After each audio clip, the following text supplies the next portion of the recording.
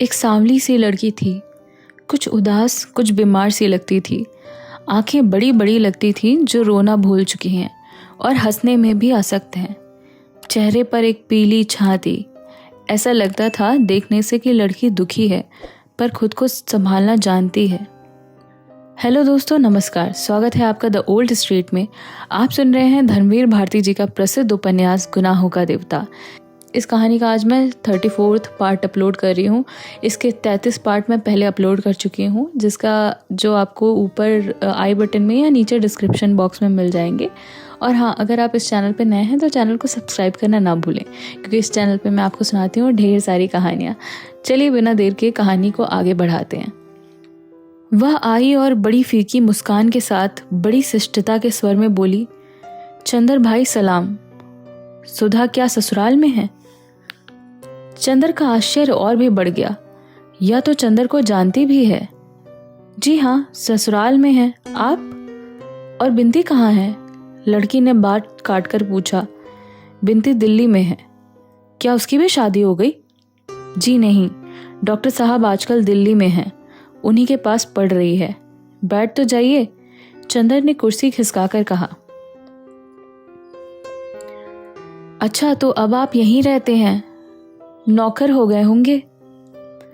जी हाँ, चंदर ने अचरज में डूबकर कहा। लेकिन आप इतनी जानकारी और परिचय की बातें कर रही हैं, मैंने आपको पहचाना नहीं, क्षमा कीजिए।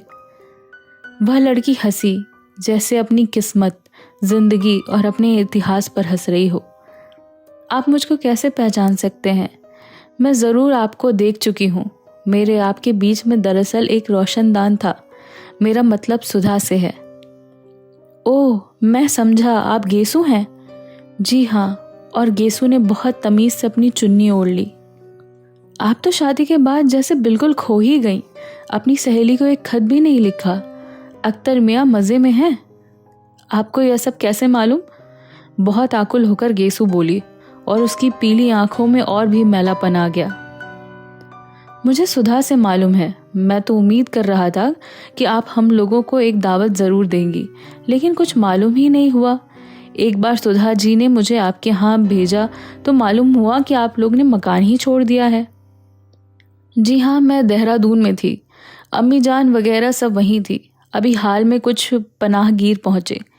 पनाहगीर? जी, पंजाब के सिख वगैरह। कुछ झगड़ा हो गया तो हम लोग चले आए। अब हम लोग यहीं हैं। अख्तर मियाँ कहाँ हैं? मिर्ज़ापुर में पीतल का रोजगार कर रहे हैं, और उनकी बीवी देहरादून में थी। यह सज़ा क्यों दी आपने उन्हें?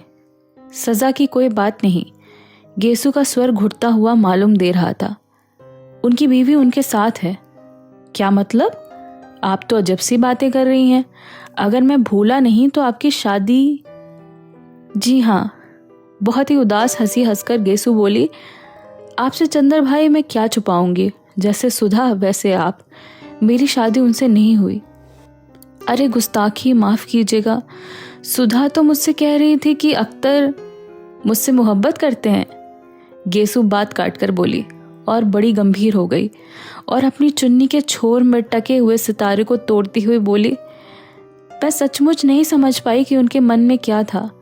उनके घर वालों ने मेरे बजाय फूल को ज़्यादा पसंद किया। उन्होंने फूल से ही शादी कर ली। अब अच्छी तरह निभ रही है दोनों की। फूल तो इतने अरसे में एक बार भी हम लोगों से मिलने नहीं आई। अच्छा? चंदर चुप होकर सोचने लगा।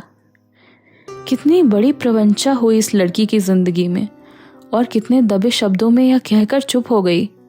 एक भी आंसू नहीं, एक भी सिसकी नहीं, संयत स्वर और फीकी मुस्कान, बस।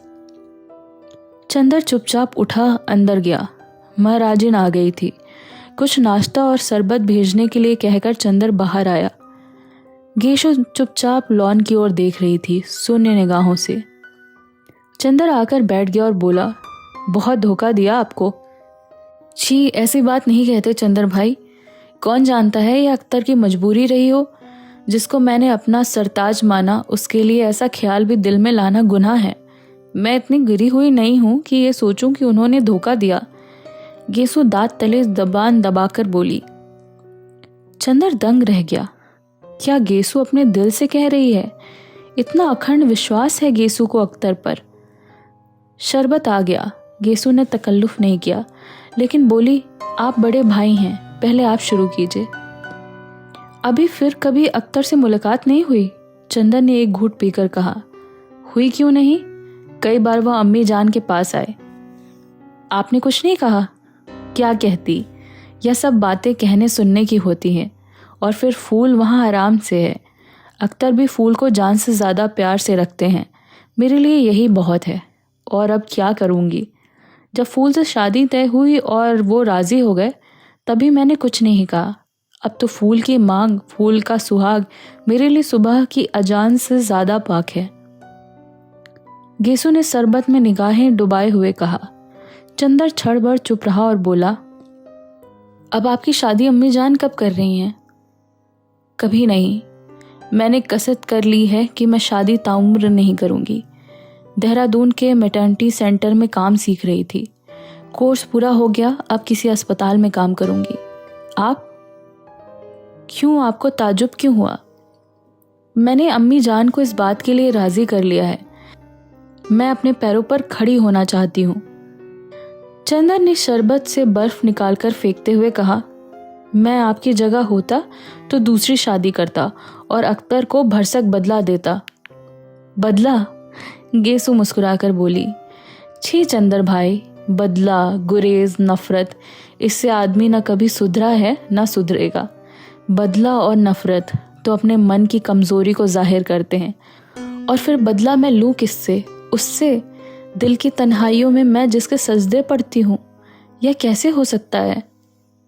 गेसु के माथे पर विश्वास का तेज दमक उठा। उसकी बीमार आंखों में धूप लहलहा उठी और उसका कंचन लता सा तन जगमगाने लगा। कुछ ऐसी दृढ़ता थी उसकी आवाज में, ऐसी गहराई थी उसकी ध्वनि में कि चंदर देखता ही रह गया। वह जानता था कि गेसु के दिल में अख्तर के लिए कितना प्रेम है। वह यह भी जानता था कि गेसु अख्तर की शादी के लिए किस तरह पागल थी। पर सारा सपना ताश के महल की तरह गिर गया और परिस्थितियों से नहीं, खुद अख्तर ने धोखा दिया। लेकिन गेसु है कि माथे पर शिकन नहीं, भौं में बल नहीं, होठों पे शिकायत नहीं। नारी के जीवन का कैसा अमिट विश्वास था, यानी जिसे गेसु ने अपने प्रेम में स्वर्ण मंदिर समझा था, वह ज्वालामुखी बनकर फूट गया और उसने दर्द की पिघली आग की धारा में गेसु को डुबा देने की कोशिश की। लेकिन गेसु है कि अटल चट्टान की तरह खड़ी है। चंदन के मन में कहीं टीस उठी। उसके दिल की धड़कनों ने कहा और उससे पूछा, और चंदर, तुमने क्या किया? तुम तो पुरुष थे। तुम्हारे सबल कंधे किसी के प्यार का बोझ क्यों नहीं ढो पाए चंदर? लेकिन चंदर ने अपनी अंतःकरण की आवाज को अनसुनी करते हुए पूछा, तो आपके मन में जरा भी दर्द नहीं अख्तर को ना पाने का? दर्द? गेसु की आवाज डूबने लगी। निगाहों की जर्द पंखुड़ियों पर हल्का सा पानी की लहर दौड़ गई। दर्द यह तो सिर्फ सुधा ही समझ सकती है चंदर भाई। बचपन से वह मेरे लिए क्या थे यह वही जानती है। मैं तो उसका सपना देखते देखते उनका सपना ही बन गई। लेकिन खैर, दर्द इंसान के यकीदे को और मजबूत न कर दे, आदमी के कदमों को और ताकत न दे, आदमी के दिल को और ऊंचाई न दे तो इंसान क्या। दर्द का हाल पूछते हैं आप? कयामत के रोज तक मेरी मैयत उन्हीं का आसरा देखेगी चंदर भाई। लेकिन इसके लिए जिंदगी में तो खामोश ही रहना होगा, बंद घर में जलते हुए चिराग की तरह घुलना होगा। और अगर मैंने उनको अपना माना है तो हम मिलकर ही रहेंगे, आज न सही कयामत के बाद सही। मोहब्बत की दुनिया में जैसे एक दिन उनके बिना कट जाती है, वैसे एक जिंदगी उनके बिना कट जाएगी, लेकिन उसके बाद वो मेरे होकर रहेंगे। चंदर का दिल कांप उठा। गेसु की आवाज में तारे बरस रहे थे। और मैं आपसे क्या कहूँ चंदर भाई, क्या आपकी बात मुझसे छिपी है? मैं जानती हूँ, सब कुछ जानती हूँ। सच पूछिए तो जब मैंने देखा कि आप कितनी खामोशी से अपनी दुनिया में आग लगा दे रहे हैं और फिर भी हंस रहे हैं, तो मैंने आपको सबक लिया। हमें नहीं मालूम था कि हम और आप दोनों भाई बहनों की किस्मत एक सी है। चंदर के मन में जाने कितने घाव कसक उठे, उसके मन में जाने कितना दर्द उमड़ने लगा। गेसु उसे क्या समझ रही है मन में, और वह कहाँ तक पहुंच चुका है।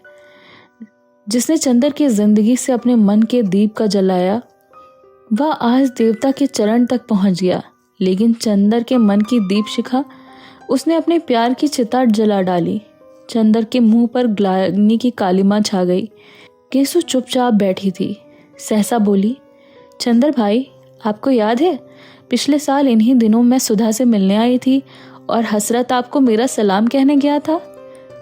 याद है, चंदर ने बहुत भारी स्वर में कहा।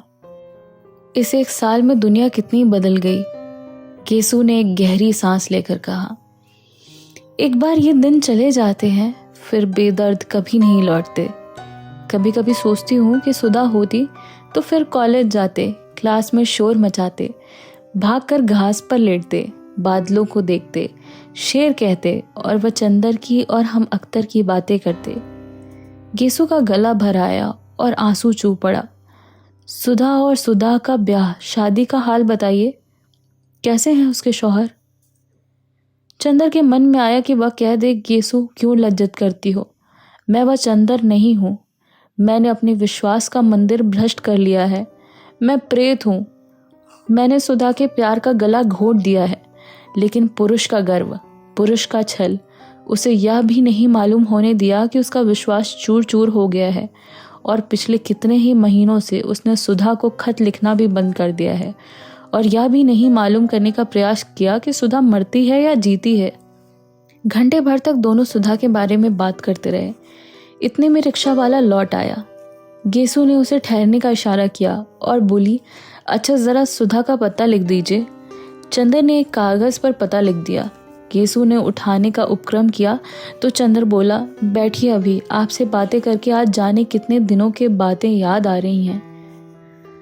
गेसु हंसी और बैठ गई। चंदर बोला, आप अभी भी कविताएं लिखती हैं? कविताएं?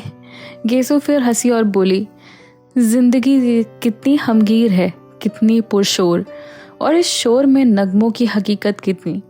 अब हड्डियाँ, नसें, प्रेशर पॉइंट, पट्टियाँ और मरहमों में दिन बीत जाता है। अच्छा चंदर भाई, सुधा अब भी उतनी शौक है, उतनी ही शरारती है? नहीं, चंदर ने बहुत उदास स्वर में कहा। जाओ कभी देख आओ ना। नहीं, जब तक कहीं जगह नहीं मिल जाती, जब तक तो इतनी आज़ादी नहीं मिलेगी। अभी यहीं हूँ, उसी को बुलवाऊंगी और उसके पति देवता को लिखूंगी। कितना सोना लग रहा है घर, जैसे भूतों का बसेरा हो, जैसे प्रेत रहते हो। क्यों प्रेत बनी हैं आप? मैं रहता हूँ इस घर में, चंदर बोला। अरे मेरा मतलब ये नहीं था, गेसु हंसते हुए बोली। अच्छा, अब आप मुझे तो अम्मी जान नहीं भेजेंगी? आज जाने कैसे अकेले आने की इजाज़त दे दी। आपको किसी दिन बुलवाऊं तो आइएगा ज़रूर। हाँ आऊँगा गेसु, ज़रूर आऊँगा, चंदर ने बहुत स्नेह से कहा। अच्छा भाईजान, सलाम, नमस्ते। गेसु जाकर रिक्शा पर बैठ गई और पर्दा तान दिया। रिक्शा चल गया। इसी के साथ मैं इस कहानी का ये पार्ट यहीं रोक रही हूँ। सुनाऊंगी आपको आगे की कहानी। जुड़े रहिएगा यहीं आपके अपने चैनल द ओल्ड स्ट्रीट में। कहानी का आगे का पार्ट सुनने के लिए ज़रूर चैनल को सब्सक्राइब करें, वीडियो को लाइक करें और कहानी अच्छी लग रही है तो नीचे कमेंट करके ज़रूर बताएं। मिलती हूँ आपको इसके अगले पार्ट में बहुत ही जल्द। तब तक के लिए अपना बहुत ध्यान रखिए। नमस्कार।